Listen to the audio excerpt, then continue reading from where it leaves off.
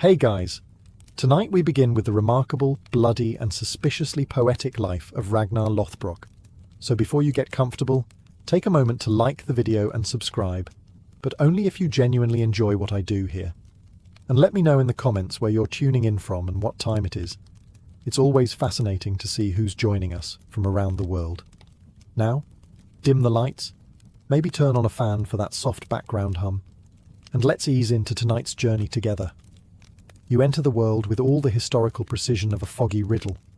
No birth certificate, no carved runestone, not even a good saga consensus.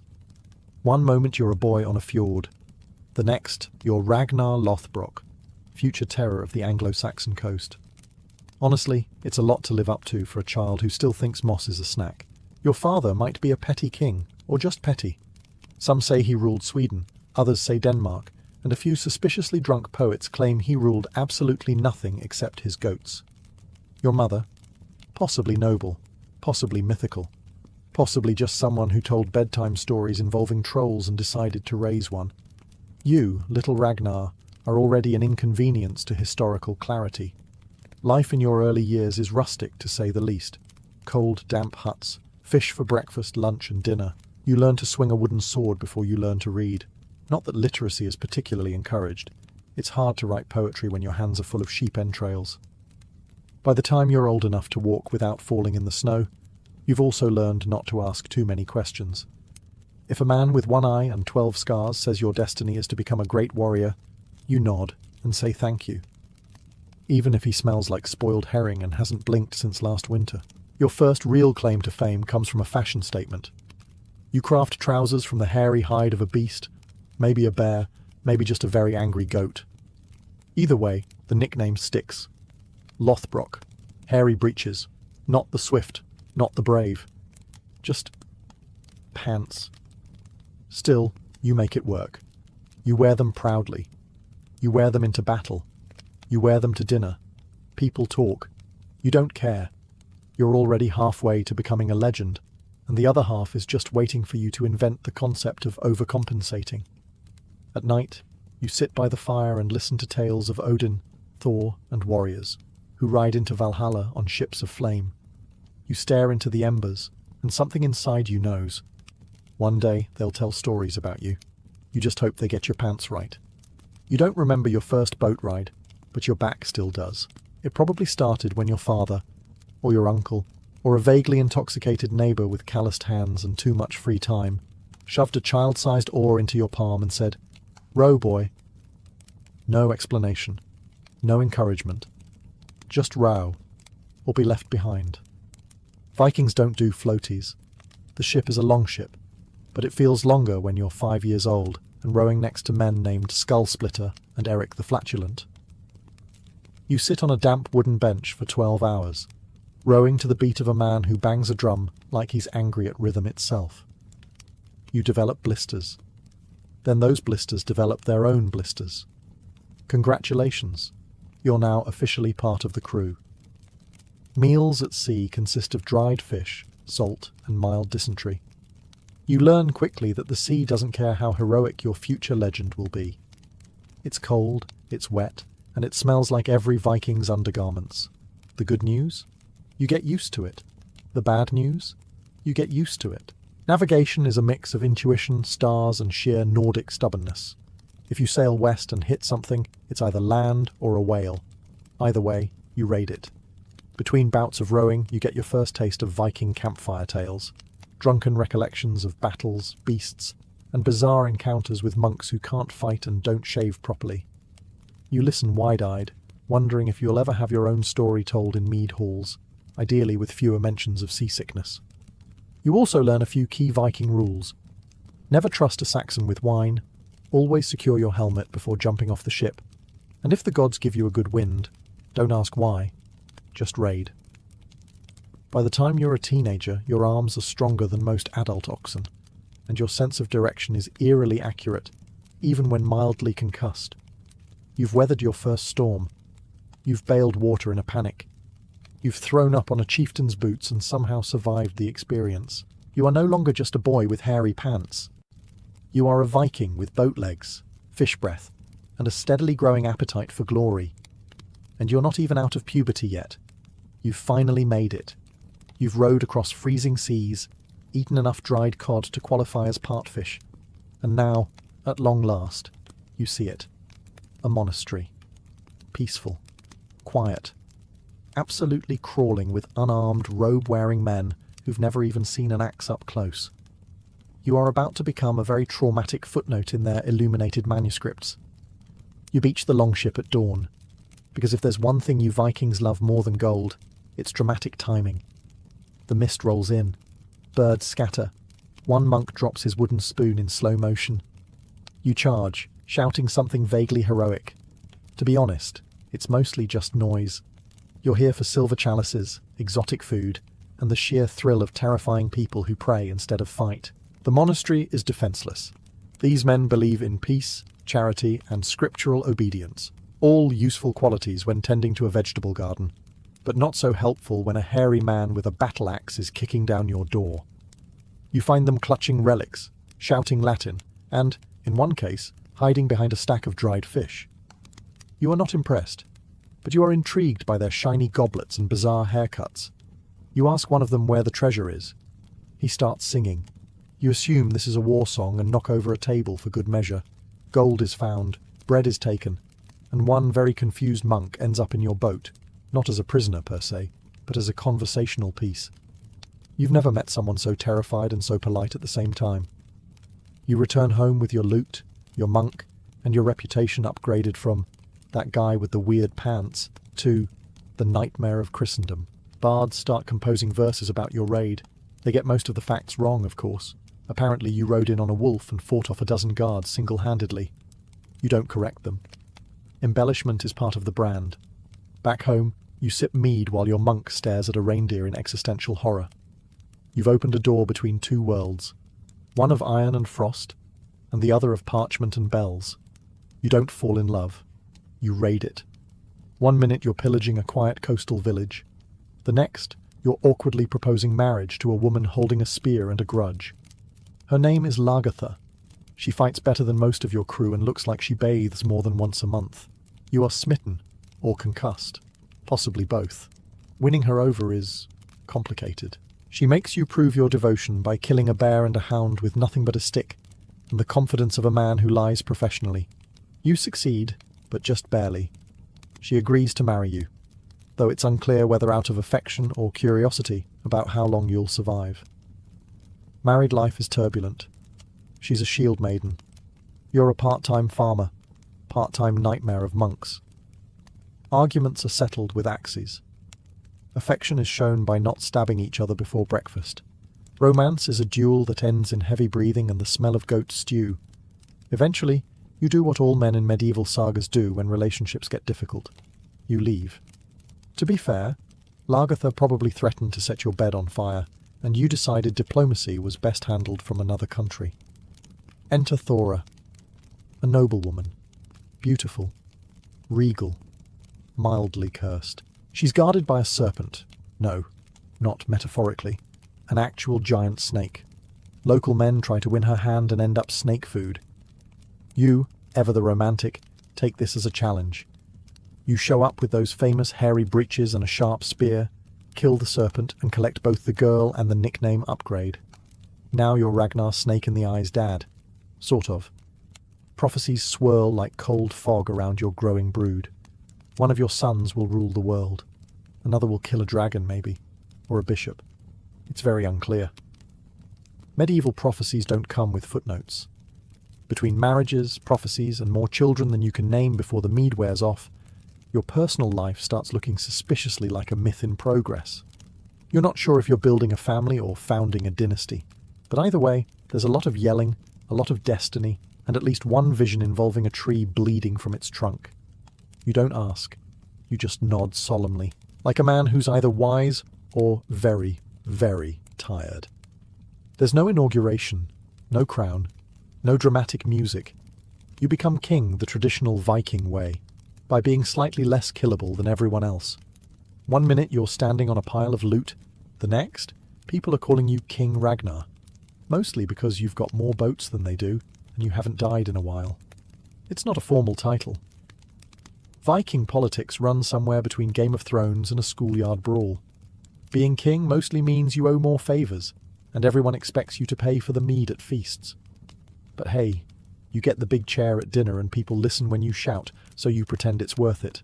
Your domain, technically, Denmark. Realistically, whatever part of the coastline you've recently not burned to the ground. The concept of borders is still developing, and your map is just a damp piece of leather with angry notes scribbled in charcoal. To maintain power, you do what all wise kings do. Raid frequently, tell inspiring stories, and don't let the nobles drink too close to the weapons rack. You also fake your own death. Twice. The first time is strategic. A clever ruse to infiltrate Paris by pretending to be dead, complete with fake funeral and confused priests. The second time is less strategic. You just kind of disappear for a bit after a particularly awkward feast, where you accidentally insulted 3 earls, 2 sons, and 1 goat. People say Ragnar's dead. Then you show up in a boat like nothing happened. This becomes a pattern. Eventually, even you lose track of whether you're technically ruling, raiding, exiled, or retired. Power in Viking society is like juggling flaming axes. Flashy, chaotic, and only mildly fatal if you're good at it. You hold court in a smoky hall full of warriors, drunks, poets, and that one guy who keeps challenging everyone to arm wrestle during meals. Laws are passed by shouting, disputes are settled by duels, and marriage proposals, often indistinguishable from hostage negotiations. Still, you feel something stirring, a sense that this messy, chaotic kingdom of yours is part of something bigger, that your saga is only just beginning. Or maybe it's just the fermented herring acting up again. You don't plan to terrify an entire continent with vibes alone, it just sort of happens. You wanted Paris. It's got walls, riches, wine that doesn't taste like regret, and the added bonus of being French, which means very few people there have ever encountered someone wearing a wolf pelt and screaming about Odin before breakfast. Your strategy? Confuse them into submission. You arrive with a fleet so large it causes a theological crisis. The Franks take one look at your sails and start baptizing each other in batches, just to be safe. Local bishops draft emergency prayers. Nobles flee to towers. One guy reportedly faints at the idea of your beard, but you're not just here to burn things. No, you're here to perform. You start small, impromptu screaming matches in front of the city walls, sword dancing on boats, animal skulls tied to the prow for that we may be possessed aesthetic. You even chuck a few decapitated heads over the battlements, not for tactical reasons, but because you think the Franks need some excitement. Then comes your pièce de résistance, faking your own death. You lie down in your longship, arms crossed, face solemn. Your men start wailing like you've been taken by Valhalla itself. They ask to bury you in the Christian cathedral, as a show of respect, obviously.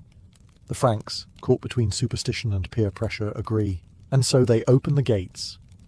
You rise from your coffin mid-ceremony like a hungover ghoul with tax questions. The crowd screams. The bishop drops his Bible. And before anyone can process what's happening, you've raided the cathedral, looted the treasury, and possibly converted a few onlookers through sheer trauma. It's not war, it's theatre. You leave Paris not just as a conqueror, but as a legend, a ghost story, a cautionary tale mothers whisper to their children. Clean your room, or Ragnar will sail up the Seine and scream at your house. Back in the north, your people are impressed. You didn't just win, you psychologically scarred a kingdom. You've invented a new kind of warfare, confusing your enemies so thoroughly they forget how doors work. You're not just a Viking now, you're a myth in progress. At some point, you realize raiding coastal monasteries is child's play.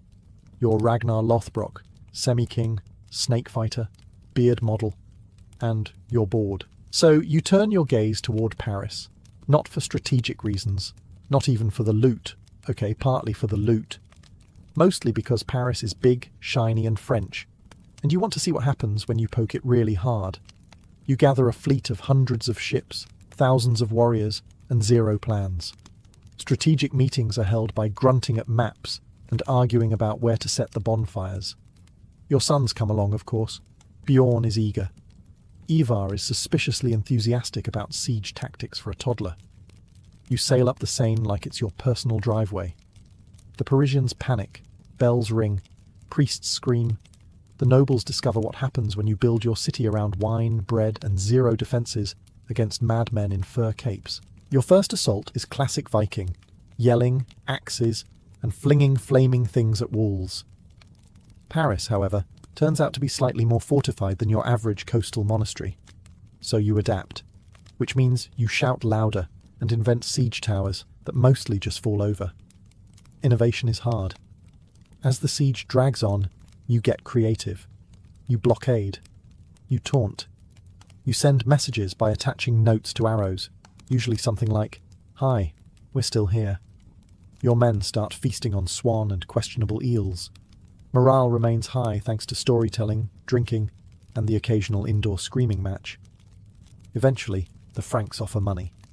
A lot of money. The kind of ransom that makes even the gods raise an eyebrow. You pretend to consider it, mostly to look regal. Then you take the gold and leave, as planned, after a theatrical display involving your deathbed, a surprise resurrection, and a bishop wetting himself. Was the siege a strategic masterpiece? No. Did you gain territory? Also no. But you walked into the heart of the Carolingian Empire, banged on the door, and walked out richer than a dragon in retirement. The message is clear. Ragnar goes where Ragnar pleases, and Paris now sleeps with one eye open.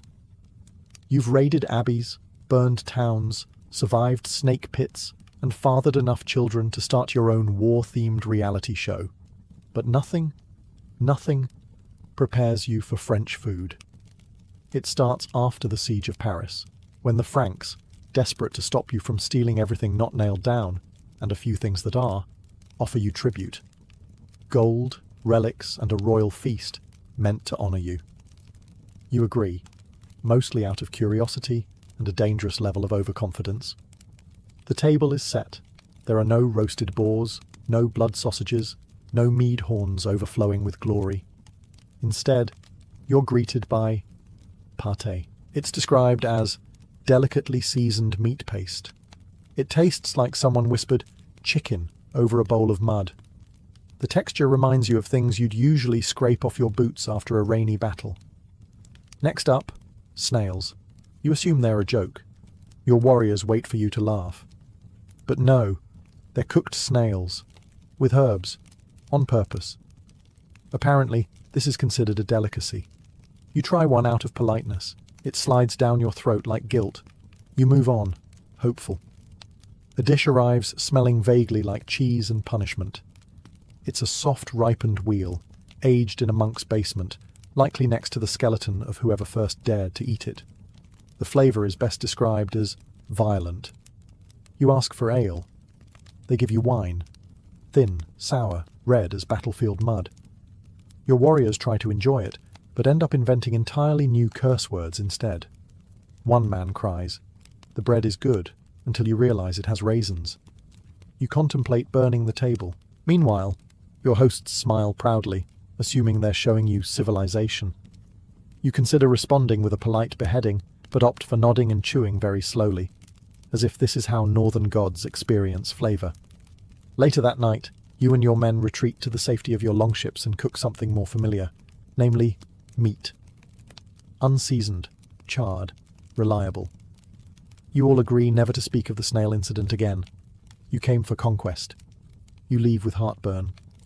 In the sagas they'll sing of your raids, your battles, your cunning. But they'll never know the true terror you faced that day. Frankish fine dining. You've conquered lands, outwitted kings, and terrified entire priesthoods. But you've also made the classic Viking mistake of reproducing enthusiastically and without restraint. You have so many sons, you start forgetting which ones are from which wife. There's Bjorn Ironside, solid, dependable, strong jawline, possibly allergic to shirts. Then there's Ivar the Boneless, who walks like a riddle and talks like a prophet with anger issues. And don't forget Sigurd's snake in the eye, who, as the name suggests, has a weird eye and makes everyone uncomfortable at dinner. And that's just the named ones. You try to be a good father, or at least a present one, which in Viking terms means you teach them to kill efficiently, row in sync, and never trust the English. You tell them tales of glory and gods, of how you fought sea serpents, wore bear pelts, and maybe faked your death once or twice. The trouble is your sons actually listen. Bjorn sails off to become a legend in the Mediterranean. Ivar starts plotting empire-wide domination before puberty. Witzer can't decide if he wants to be a poet or a war criminal. Uber just wants everyone to get along, which is adorable. The real problem? You've given birth to a dynasty of Type A berserkers. Every mead hall gathering turns into a strategic council. Every family feast is an argument about who deserves what kingdom. You once tried to hold a father-son bonding raid and ended up refereeing 3 separate duels before breakfast. At one point you seriously consider faking your death again, this time just to get a nap. As you grow older, you realize your legend is safe. Not because of your deeds, but because your sons are walking, sword-wielding marketing campaigns for the saga of Ragnar. You've fathered not just children, but plot lines. Bloodlines destined to war, rule, and occasionally stab each other for sport. Viking legacy, it turns out, is mostly managing generational trauma with axes. Still, deep down, you're proud. Sure, they might burn half of Europe and disagree on literally everything. But they're your little warlords. And someday, they'll shout your name across the seas, even if they can't agree on how to pronounce it. One morning, after yet another dream where Odin gives you vague advice and a crow insults your beard, you wake up, tired. Not battle-tired, not seasick or hungover, although also that. Just existentially tired.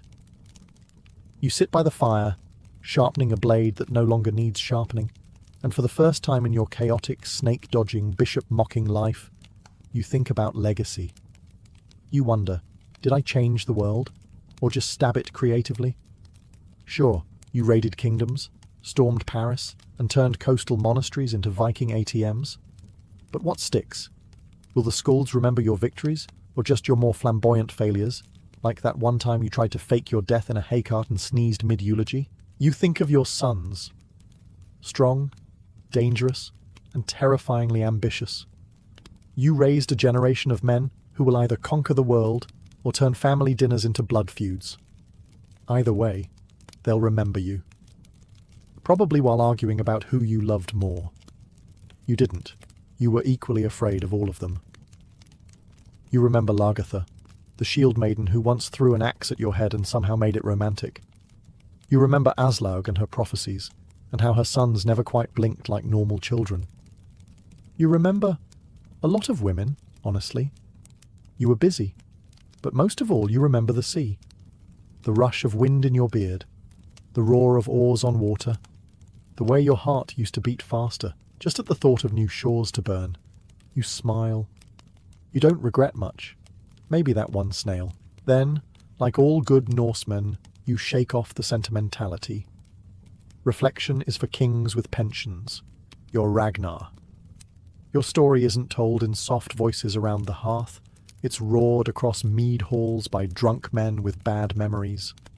Still, it's a nice thought, that long after your bones are dust and your sons are arguing over your axe collection, someone somewhere will whisper your name, and then add, "Wait, wasn't he the one who got dropped into a snake pit?" Yes. Yes, he was. But we'll get to that soon. Let's face it, when your hobbies include raiding kingdoms, mocking royalty, and pretending to be dead for dramatic effect, it's only a matter of time before someone gets tired of your nonsense.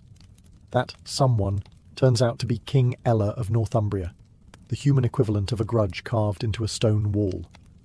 You've insulted him, humiliated him, and possibly borrowed a few of his coastal villages without returning them. He's not thrilled. Eventually, you do the one thing that all aging Viking rock stars eventually do. You go on one last voyage. Except this time, instead of bloodthirsty sons or half-naked warriors, you bring basically nobody. You show up in England with a handful of ships and the swagger of a man who believes his own saga. This is either incredibly brave or deeply stupid. Possibly both. Ella, seizing the moment like a cat spotting a drunken mouse, captures you. Now you're Ragnar Lothbrok, legend, terror of Christendom, conqueror of Paris, in chains. You'd be embarrassed if it weren't all so poetic. You're tossed in a dungeon, fed gruel probably flavored with resentment, and told that your execution is being scheduled, which is never a comforting phrase. You reflect, briefly, on whether maybe this was inevitable. Enemies stack up when you live like you do. Kings, monks, jealous husbands, abandoned allies, betrayed merchants, exes. Your inbox would be a war crime if it existed. Ella doesn't just want to kill you. He wants a statement. And what better way to say please never invade us again than by tossing the most famous Viking into a pit of vipers? Charming. You're marched out in chains, your beard suitably windswept, your dignity barely hanging on. A crowd gathers, some to cheer, some to gloat, a few just to see if the snake pit rumour was true. Spoiler, it is. You're Ragnar Lothbrok, son of Odin, according to questionable sources. And now, you're snake bait. Because of course you are. This is what happens when you annoy too many people for too long.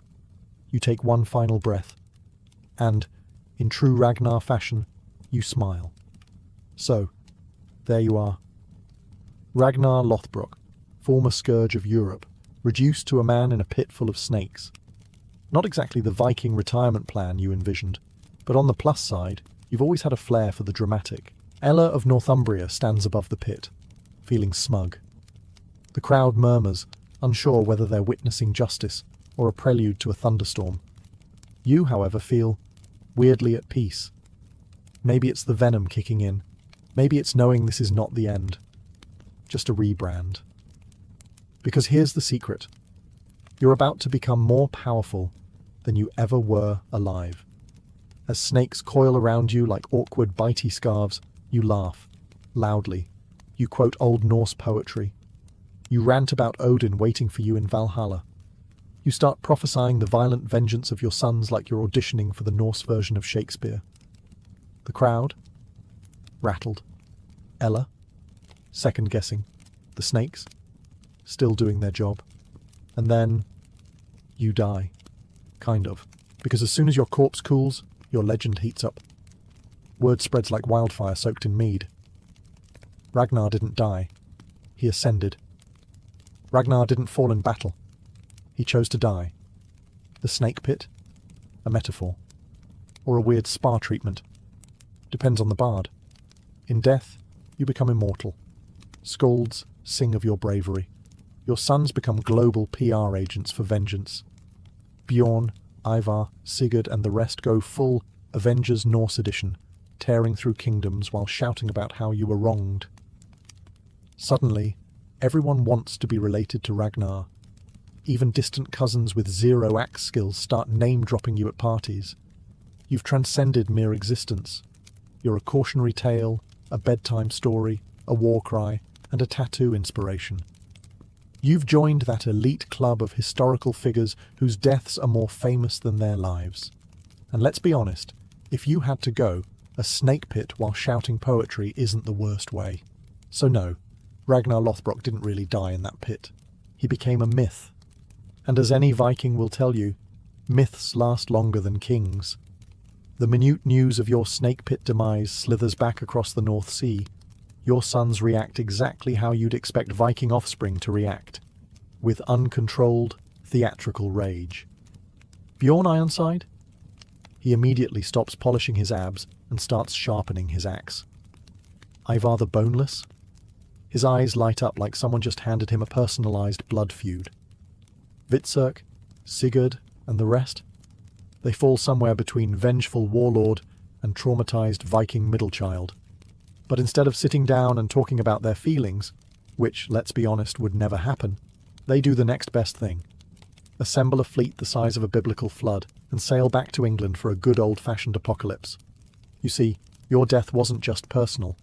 It was marketing. You, Ragnar, have become the Norse equivalent of Obi-Wan Kenobi, struck down only to become more powerful in myth than you ever were in flesh. Your sons don't just want revenge, they want to avenge your legend. And so begins what future historians will call the Great Heathen Army, and what Ella will call Oh No. They descend upon England with the subtlety of a dropped longship. Villages burn, Saxons panic. Kings hold emergency prayer meetings. Ella himself is captured in a delightful twist of poetic symmetry. Then comes the part you'd love most. They don't just kill him. No, no. They give him the blood eagle, that charming Viking chestnut involving ribs, lungs, and more screaming than a medieval dentist's office. Whether this ritual actually happened or is just Nordic PR is up for debate. But it feels Ragnar-y. After that, chaos. Your sons begin carving out kingdoms, fighting over land, loyalty, and who Dad loved more. Ivar becomes a terrifying legend in his own right. Brilliant, brutal, and entirely unbothered by the laws of spine or sanity. Bjorn explores, conquers, and flirts with being king of everything. Hvitserk broods. Sigurd glares. Ubbe tries to be reasonable. Never works. It's a full-blown saga, complete with betrayal, family drama, and questionable hairstyles. Basically, if HBO had existed, your estate would be swimming in royalties. You may be dead, Ragnar, but your drama lives on. You're dead, officially. But honestly, that's just when the real work begins. Because now, you're no longer a man. You're an idea, a vibe, a legend wrapped in fur, dipped in blood, and set to a brooding soundtrack. Bards across Scandinavia are in full creative overdrive. Suddenly, everyone has a Ragnar story. Did you fight a dragon? Possibly. Did you sire 47 children, including half-wolves and berserker demigods? Debatable. But who's going to stop them? History, as it turns out, is remarkably flexible when the subject is too dead to argue. Some tales say you were the son of a king. Others, a farmer with main character energy. Your wives multiply with each retelling. One's a shield maiden, one's a witch, and one's suspiciously good at prophesying doom. There are snake pits, sure, but also sieges, secret islands, golden chains, and a bizarre obsession with trousers. Yes. The Lothbrok part, that's hairy breeches. Because apparently, the man who terrified Europe also had a signature pants aesthetic made from animal skins. You can't make this up. Except, of course, everyone does. Your story becomes a tool for morale, for war, for national identity. Viking leaders claim your bloodline like it's a loyalty badge. Christian chroniclers reluctantly admit you were impressive, if deeply problematic. Even French scribes begrudgingly call you persistent. Centuries later, scholars can't agree on whether you were real, a mashup of 3 or 4 different Vikings, or an early example of historical fan fiction gone rogue. But it doesn't matter. You live on, in sagas whispered around hearths, in terrified prayers muttered by monks, in tourist shops selling horned helmets you never actually wore, and eventually, in a television series where you're suspiciously good-looking and always seem to have perfect lighting. You've achieved what few ever do. You've become bigger than yourself, a symbol of Norse fury, fatalism, and fantastic beard care. And sure, maybe you never conquered all of Europe. Maybe some of your victories were exaggerated and some of your defeats politely forgotten. But no one remembers that part. They remember Ragnar, the man, the myth, the walking spoiler alert. In the Victorian world, mourning was never simply about sadness. It was a system, an economy, and in many ways, a social obligation. The death of a loved one did not end with burial. Instead, it triggered a cascade of rituals, purchases, and performances that could last years. Entire industries thrived on grief, and mourning itself became one of the most visible expressions of social respectability. Specialized shops appeared in cities like London, selling nothing but mourning attire. Drapers stocked endless bolts of black crepe, bombazine and silk, while jewelers crafted brooches and rings that incorporated symbols of grief. Weeping willows, urns, angels, and locks of hair. Even stationers profited, printing black-bordered writing paper for letters of condolence. Undertakers, once seen as simple tradesmen, rebranded themselves as professionals who orchestrated the full spectacle of funerals, from hearse decorations to the hiring of pallbearers and even mutes, men dressed in solemn black, whose only duty was to look appropriately mournful as they walked beside the coffin. The rules surrounding mourning were not vague suggestions. They were codified in etiquette manuals and enforced by social scrutiny. A wealthy widow was expected to remain in deep mourning for at least 2 years, her clothing layered in heavy black fabric, her social life reduced to near invisibility. Families who failed to follow these expectations risked whispers of disrespect or even moral failing.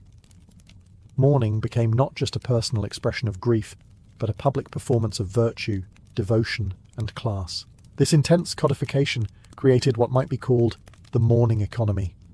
Factories produced endless yards of black textiles. Newspapers filled their pages with advertisements for undertakers' services, mourning jewellery, and even corsets specially designed to be worn under black gowns. For the middle classes, already anxious to prove their refinement, participating fully in mourning rituals was a way of climbing the social ladder.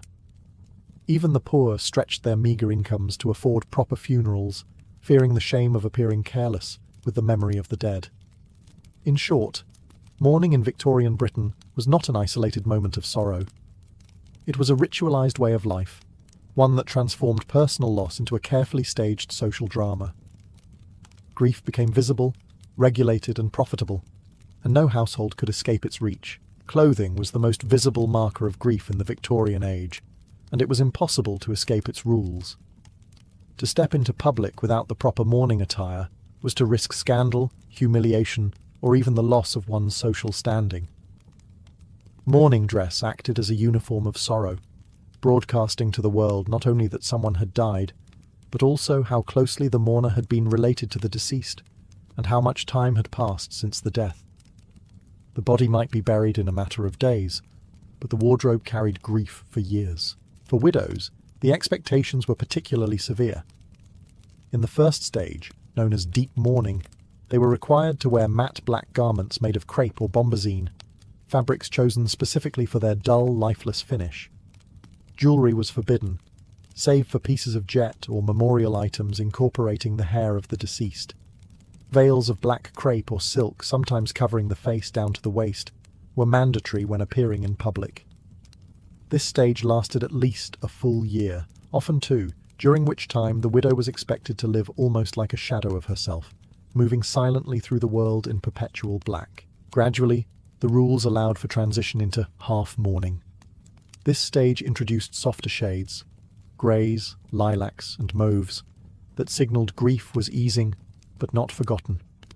Jewellery could return in moderation, often in the form of lockets or brooches bearing the loved one's image or hair. It was in this stage that society began to re-accept the mourner, offering invitations and visits once more. Men, by contrast, bore a far lighter burden.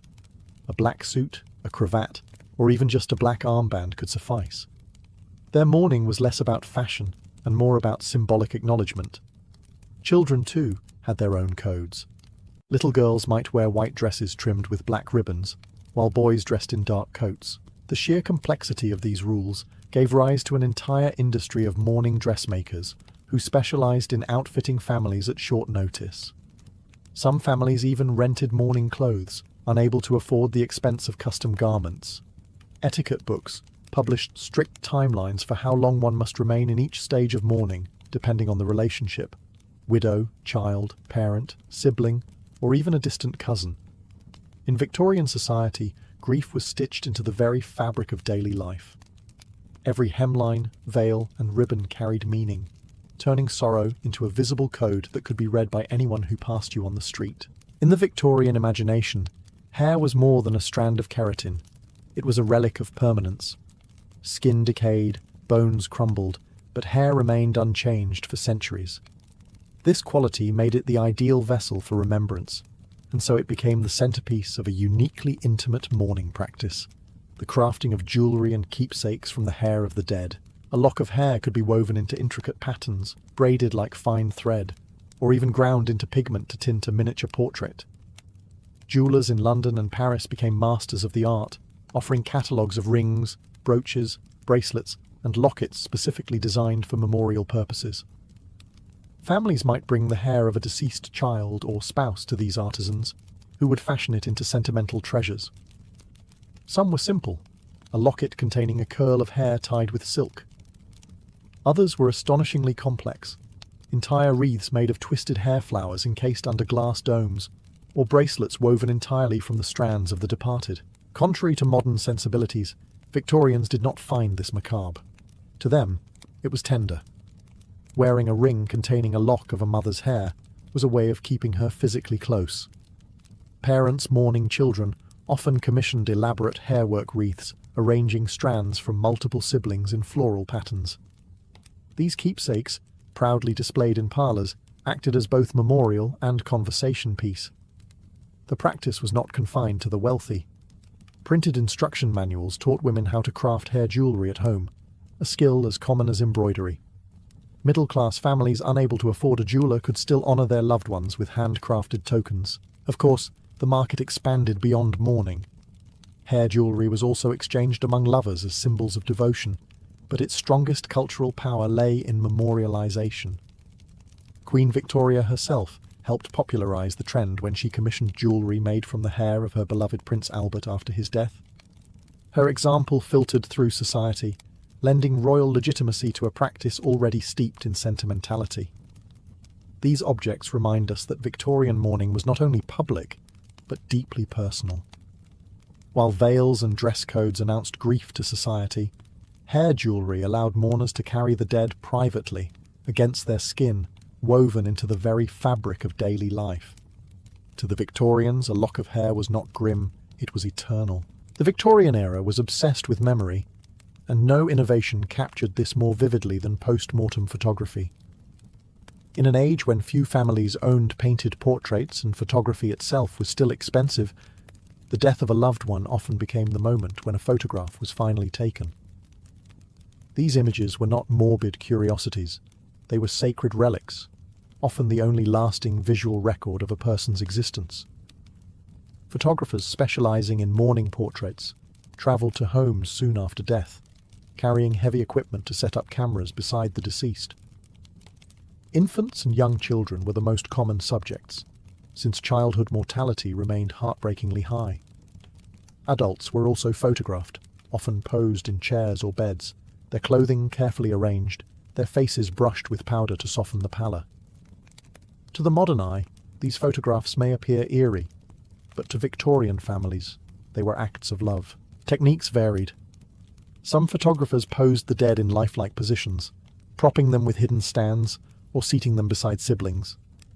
Eyes might be painted open on the photograph afterward, creating an unsettling illusion of alertness. Others preferred more peaceful compositions. The child lying on a pillow, holding flowers, or the adult surrounded by symbols of faith like crucifixes and Bibles. In every case, the goal was not to emphasize death, but to capture a final semblance of life.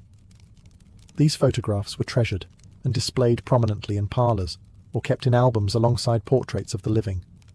They were sometimes inscribed with the person's name, age, and date of death, turning them into both image and epitaph.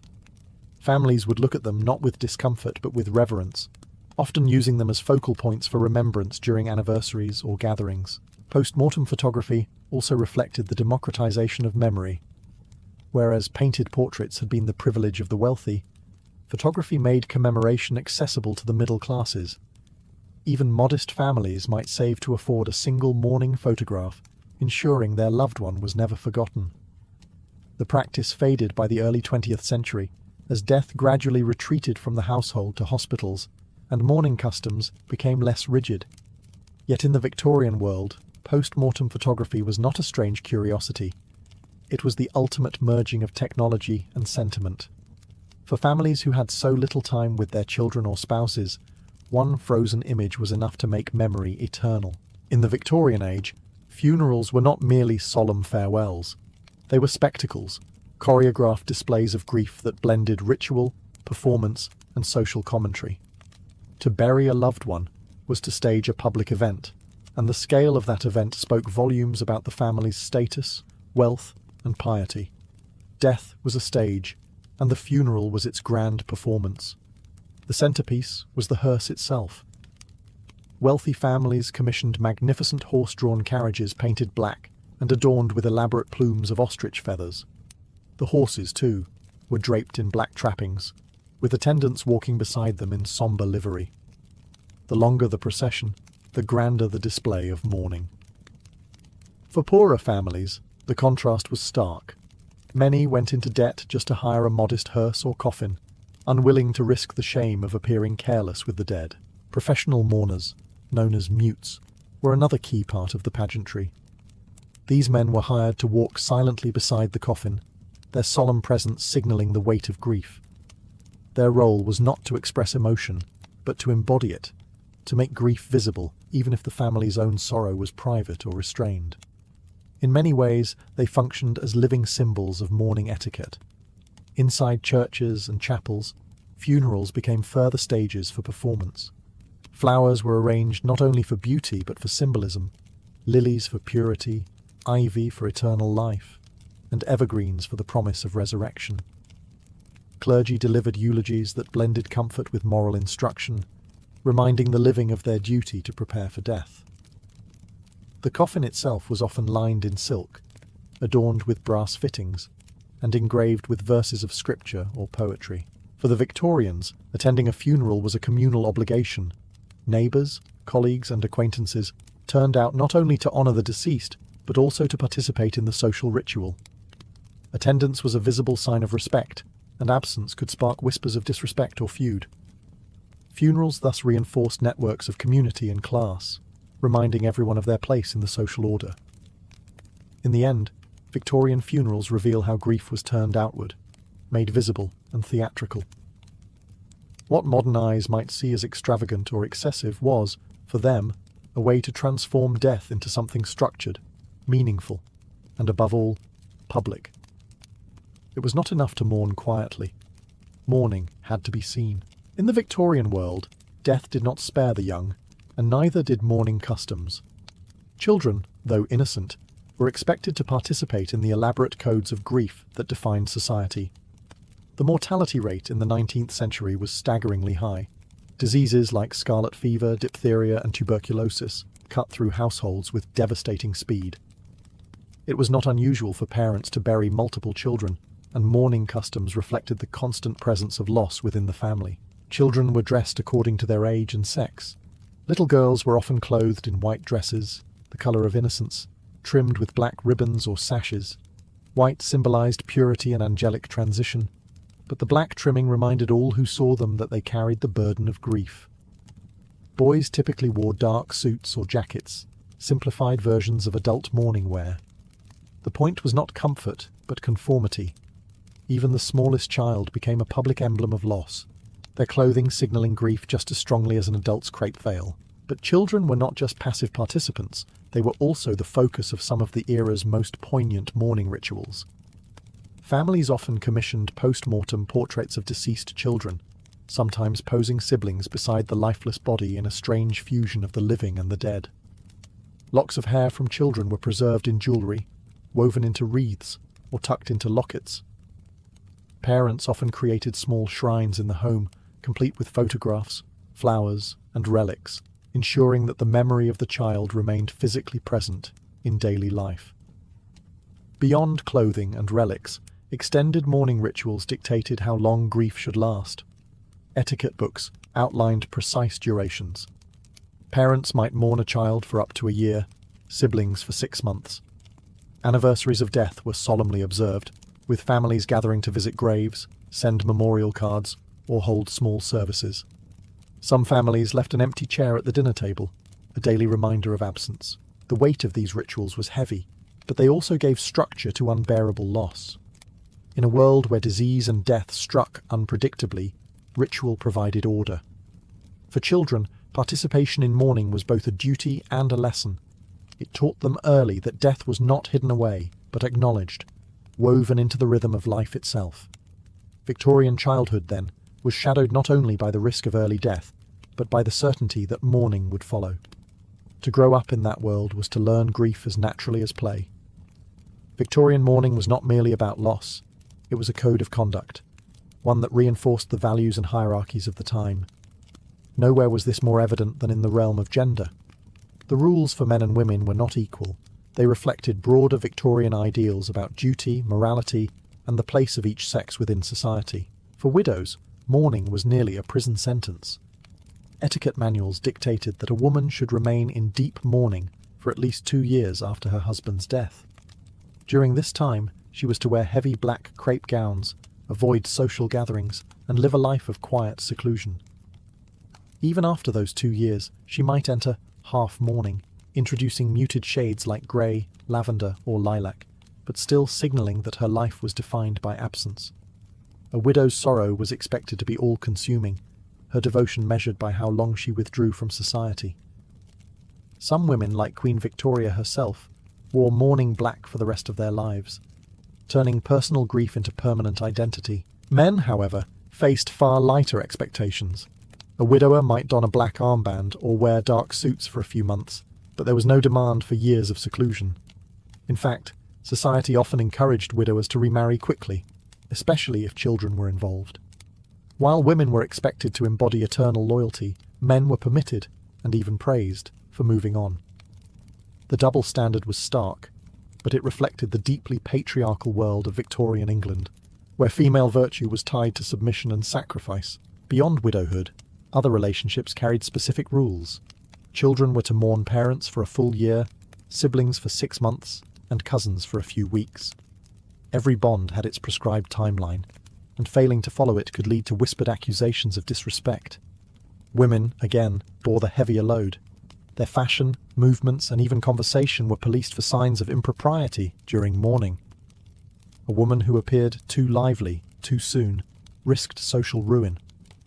These rules, though rigid, served a purpose. They turned grief into a shared language, recognizable to everyone. Black veils, jet jewelry, and pale lilac gowns acted as silent messages, signaling devotion, virtue, and piety. But they also reinforced inequality. Women's grief was expected to be public and prolonged, while men's was brief and private. Mourning, then, was not just about death. It was a stage where gender roles were performed, enforced, and displayed. To walk through a Victorian cemetery was to step into a forest of symbols. Death was not only acknowledged, it was monumentalized in stone, iron, and carefully chosen imagery. Gravestones, mausoleums, and monuments were covered with motifs that spoke a language the Victorians knew well, each symbol carrying messages of faith, love, or sorrow. The most common figures were angels. Carved with outstretched wings and raised fingers pointing heavenward, they guided the soul toward salvation. Some stood solemn with downcast eyes, while others wept openly, draped across urns or gravestones.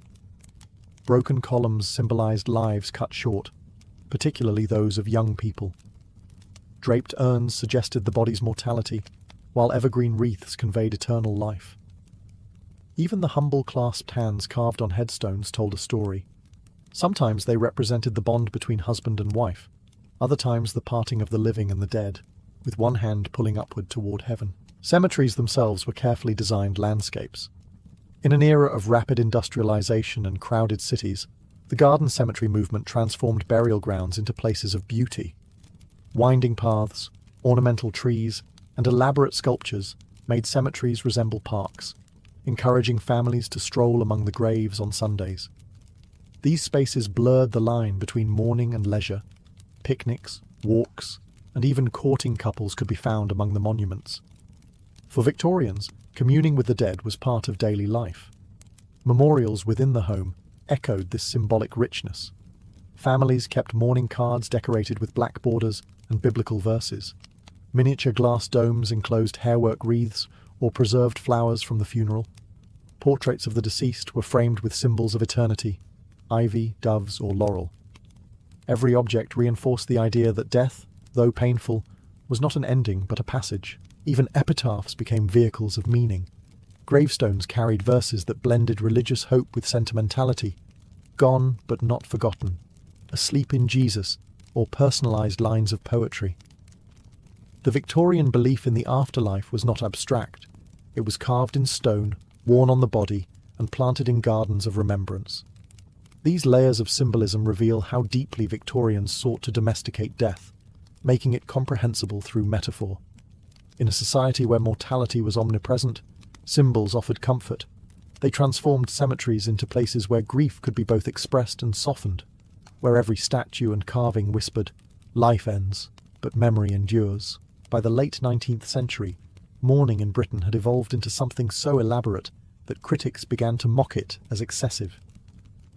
What had once been a set of customs for expressing grief had become, in many ways, a performance, an art form where sorrow was staged, displayed, and measured by the public eye.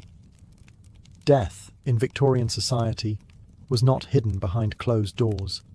It was paraded in the streets, stitched into clothing, carved into stone, and captured in photographs. It was a spectacle. Funerals themselves became theatrical productions.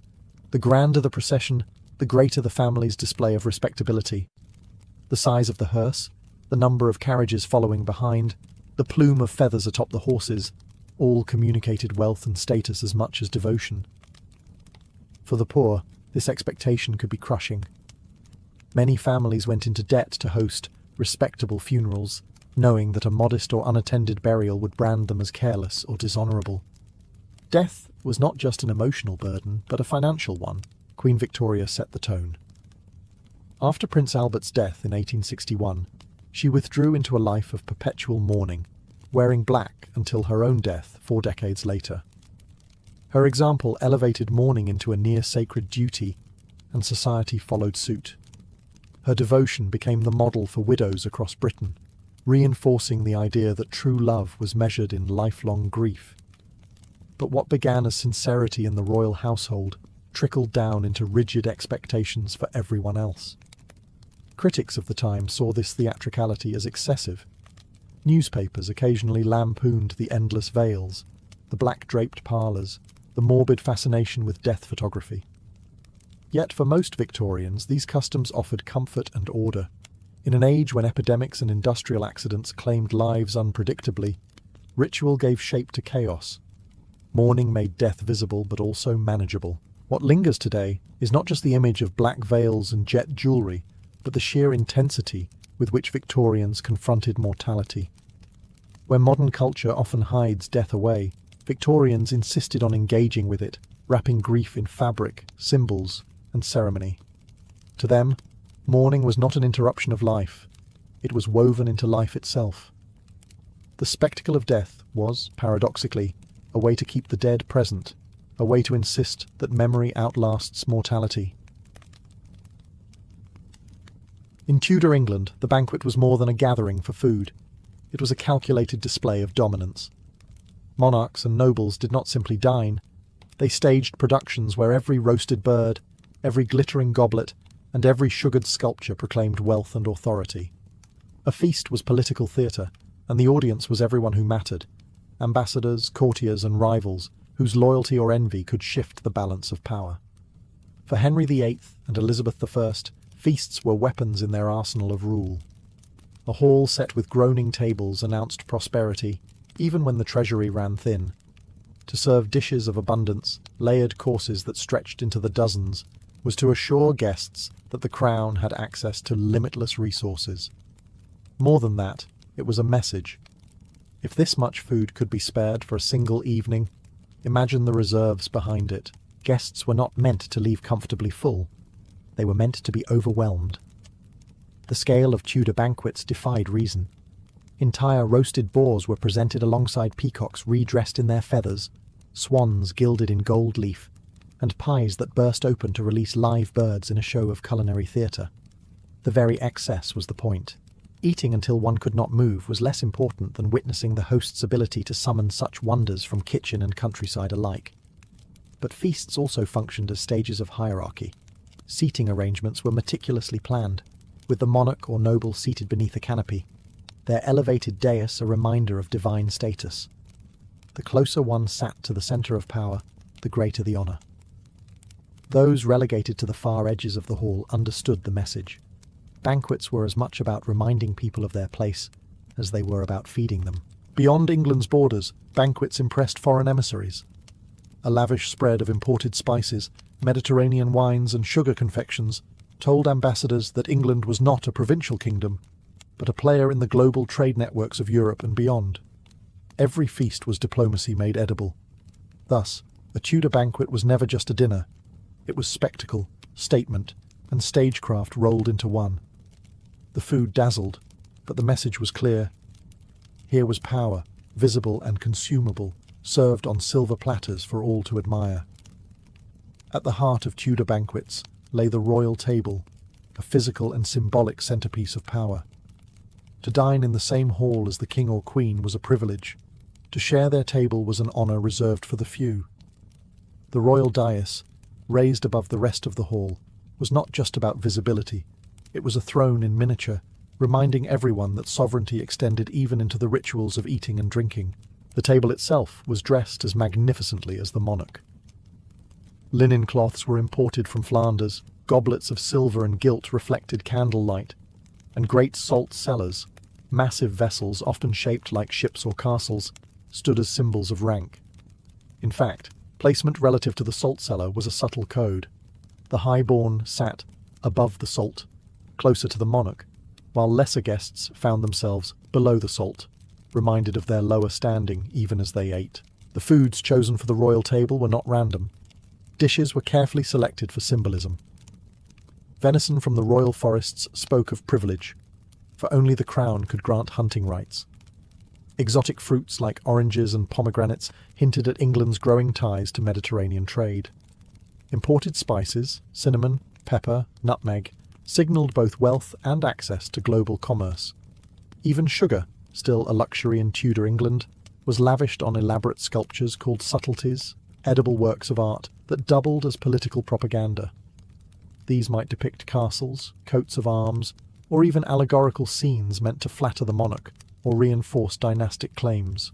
But the royal table was not only about magnificence, it was also about control. The monarch's dining habits were highly ritualized. Servants performed elaborate ceremonies of hand-washing, wine-pouring, and dish-tasting. Each gesture reinforced hierarchy. The monarch did not touch food until it was presented, uncovered, and declared safe. Guests observed this choreography with awe, understanding that the act of eating was as carefully managed as any court ceremony. For foreign ambassadors, the spectacle of the royal table was diplomacy at its most tangible. Here was England's ruler, seated above shimmering dishes, surrounded by abundance and ritual. Every bite taken was meant to convey stability, strength, and divine favour. To eat at the royal table was to participate in a performance of monarchy itself. The food was sustenance, but the ceremony was power, reminding all who watched that even the simplest act, lifting a cup, could become a symbol of rule. If the royal table was the throne of dining, the food served upon it was theatre in edible form. Tudor cooks, often trained in grand households or abroad, were less concerned with flavour than with spectacle. A dish was meant to astonish before it ever touched the lips. Banquets became stages, and food became the actors. Exotic dishes were prized not simply for their taste, but for what they represented: access, wealth, and power. A roasted swan, its feathers carefully reapplied after cooking, was a dramatic centerpiece that declared the household's dominion over nature itself. Peacocks were treated in the same way. Cooked, then redressed in their dazzling plumage, heads reattached, and sometimes their beaks made to spit fire through clever use of alcohol-soaked wicks. Boars' heads, stuffed with spices and fruits, were presented with gilded tusks. These dishes were less about nourishment than about eliciting gasps of wonder. Equally important was the presence of sugar. In Tudor England, sugar was a rare and expensive commodity, shipped from overseas plantations. To display it in abundance was to flaunt both wealth and international connections. Confectioners crafted subtleties, delicate sculptures of sugar paste moulded into castles, mythological figures, saints, or allegories of Tudor power. These creations often carried political messages. A sugar fortress might symbolize England's strength. A sugar Tudor rose, dynastic legitimacy. Guests devoured not just sweets, but symbols of propaganda. Spices played their part in the drama. Cinnamon, nutmeg, pepper, and cloves were used lavishly, not for subtle seasoning, but for extravagance.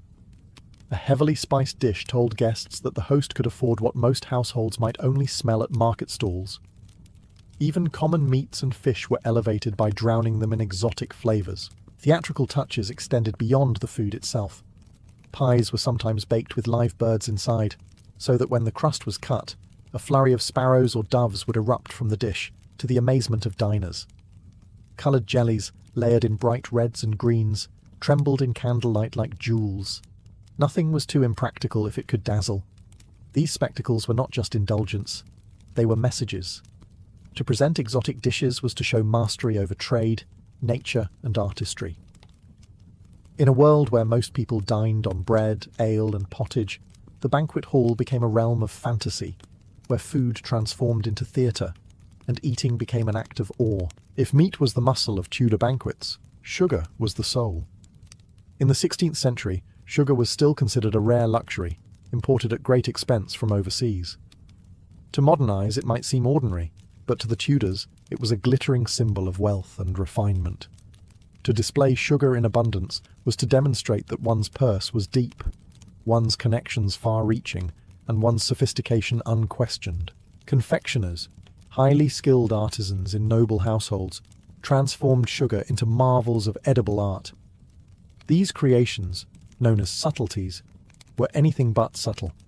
They took the form of miniature castles, saints, heraldic beasts, ships, and allegorical scenes, all painstakingly moulded from sugar paste.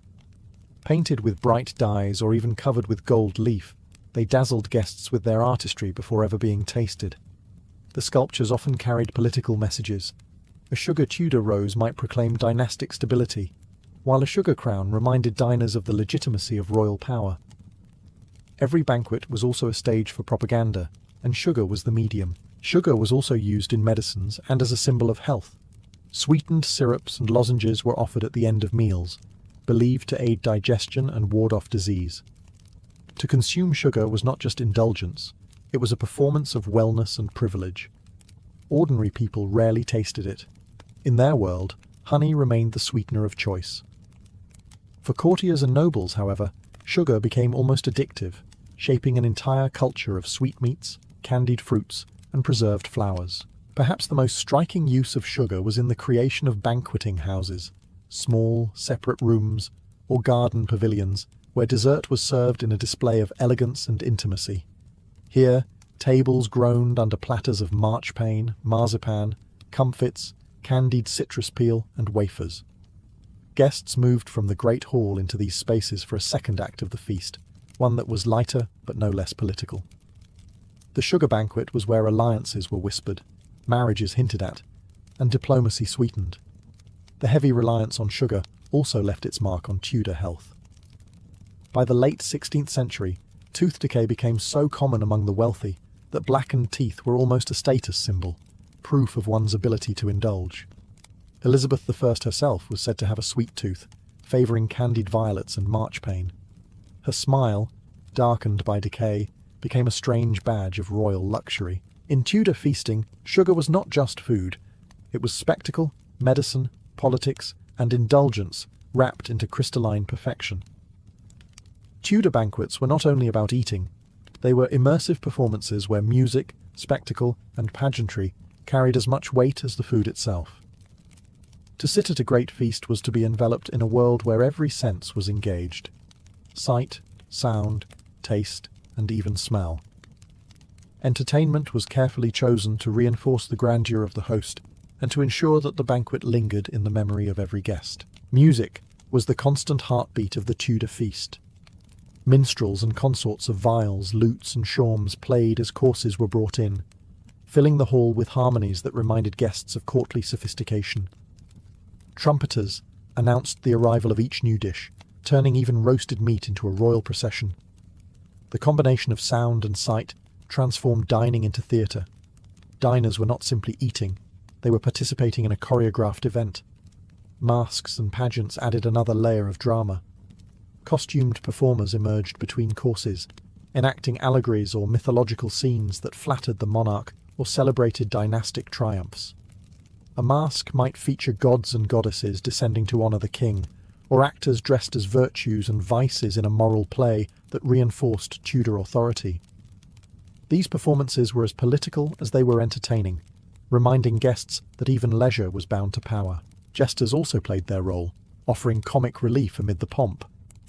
Their jibes, though sometimes sharp, were tolerated because they provided a sanctioned outlet for humour in otherwise rigid settings. Jugglers, acrobats, and even animal trainers might appear, dazzling guests between heavy courses.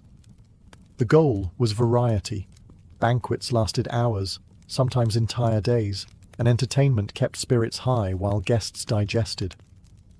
The visual environment itself was part of the show. Banquet halls were lit with hundreds of candles and torches, casting golden light across polished silver and gilded dishes. Tapestries depicting battles or biblical scenes hung from the walls, reminding guests of the host's lineage and piety. Even the servants, clad in livery, moved in carefully rehearsed patterns, their service a performance of discipline and wealth. For ambassadors and visiting nobles, the entertainment was more than diversion. It was a statement. A host who could summon musicians, actors, and spectacles on command demonstrated not only wealth, but control over culture itself. To feed the body was impressive, but to command art was sublime. Thus, Tudor banquets fused food and entertainment into a single act of theatre, leaving no guest in doubt. They had witnessed magnificence, orchestrated down to the last note. No Tudor banquet was random in its layout. The seating plan itself was a map of power, a visible chart of who mattered and who did not. Where one sat, and beside whom, was as important as what one ate.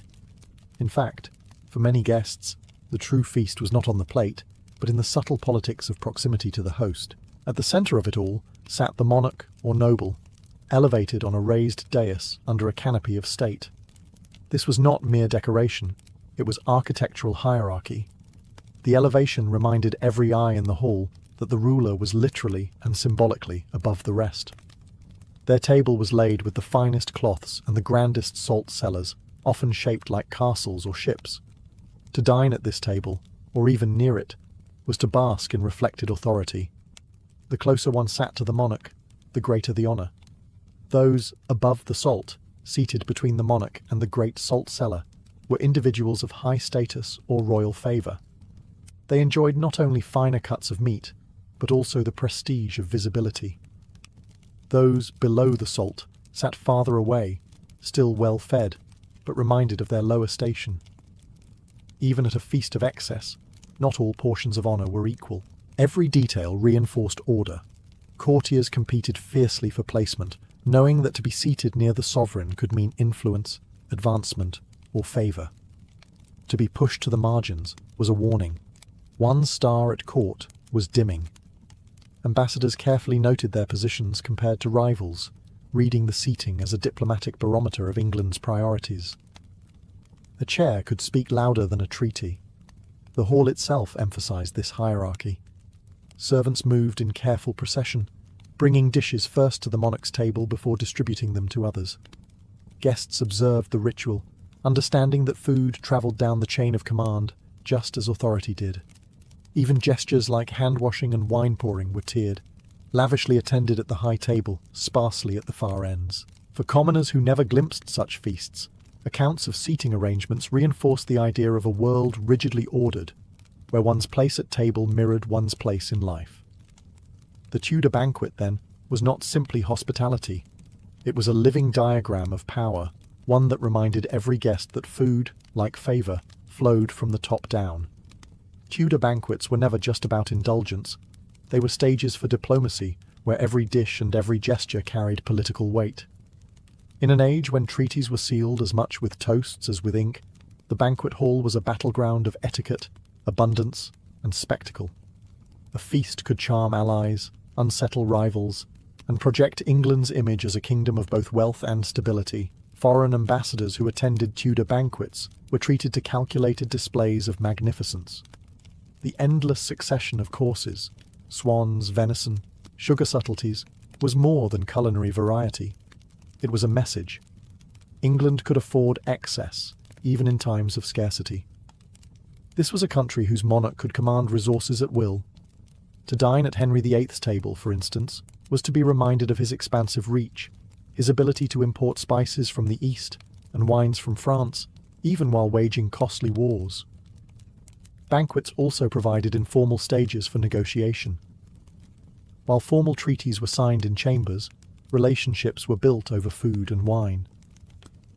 Ambassadors positioned near the monarch could whisper flattery, hint at proposals, or gauge reactions. The convivial atmosphere, softened by music and spectacle, allowed delicate topics to be broached more smoothly than in council halls. Feasting blurred the line between entertainment and statecraft. Politics also unfolded among domestic elites. Invitations to a banquet were signals of favour. Absence could be read as a deliberate slight. Who was seated near the king or queen was itself a form of messaging. A rival moved further down the table understood their diminishing influence. A newcomer granted a seat near the high table knew their star was rising. The banquet was a theatre of inclusion and exclusion, where one's political fate might be glimpsed in the placement of a chair. Even the choice of food carried symbolic meaning. Serving sturgeon from English rivers or venison from royal forests reinforced sovereignty over land and resources.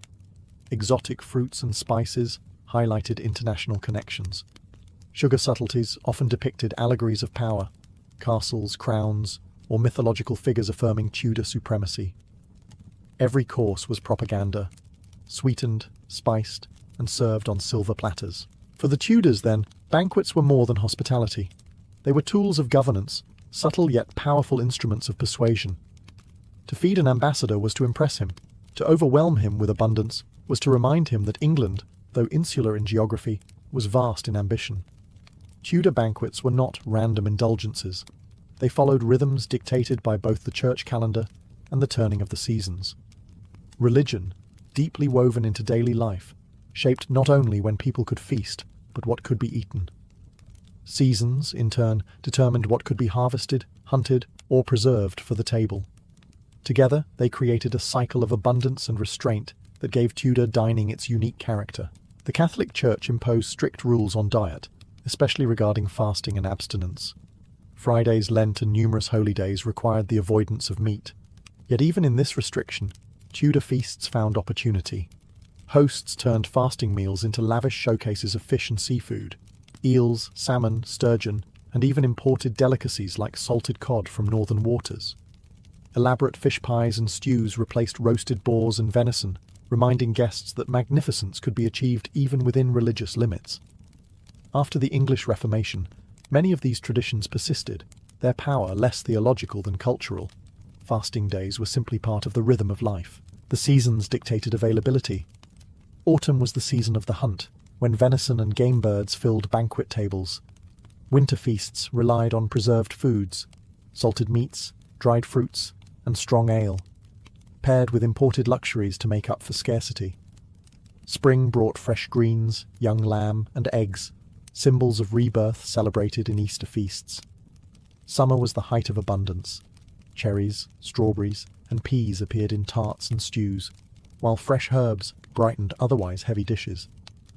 To serve seasonal foods was both practical and symbolic, showing mastery over the natural cycle. Feasts tied closely to the liturgical year became some of the grandest spectacles. Christmas, for example, was marked by the boar's head ceremony, in which a whole roasted boar was paraded into the hall with song and fanfare. Twelfth Night featured revelry, masquerades, and sweetmeats. Easter feasts celebrated renewal with lamb, while harvest festivals honoured plenty with bread, ale, and pies brimming with autumn produce. Each religious occasion became an opportunity for display, reinforcing both piety and prosperity. What emerges is a portrait of banquets as mirrors of the divine and the natural. To feast was to honour God's bounty, and to demonstrate one's ability to harness it.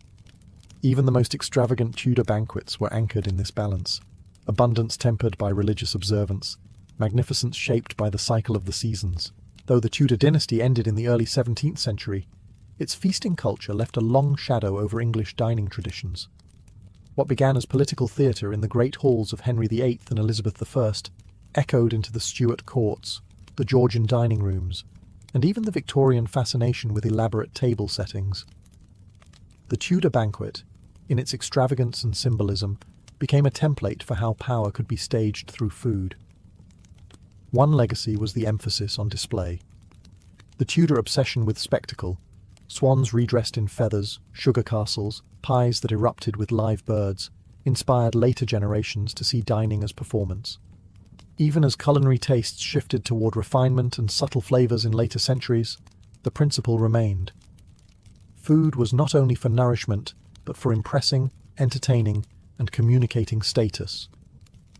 The idea of the showpiece dish, owes much to Tudor banquets. Another enduring mark was the centrality of sugar.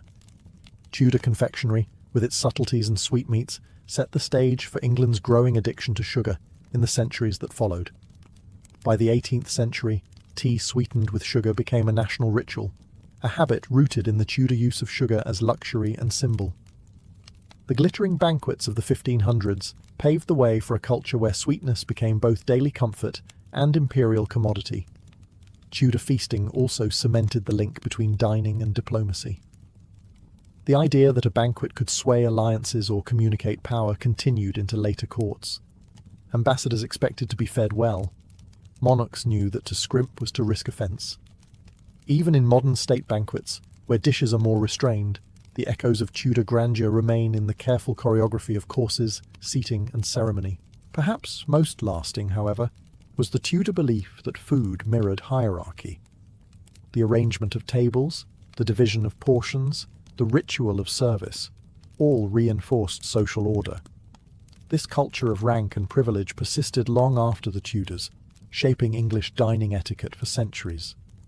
Even today, the notion of a head table at weddings or banquets recalls the dais of Tudor halls. In the end, Tudor banquets were more than culinary excess. They were cultural scripts that defined how England expressed power, wealth, and identity. Though swans in feathers and sugar castles have vanished from modern tables, the Tudor lesson endures. To feed others is to tell a story about who you are and what you command.